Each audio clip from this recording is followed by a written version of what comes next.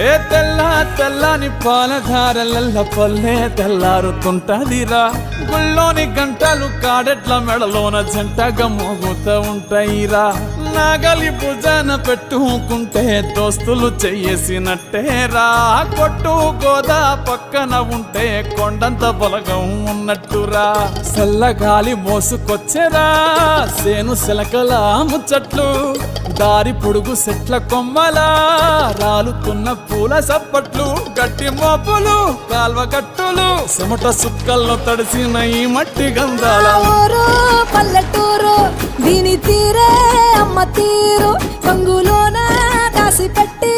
కొడుకుకిచ్చే ప్రేమ వేరు ఊరు పల్లెటూరు దీని తీరే కన్న కూతురు కళ్ళ ముందే ఎదుగుతున్నా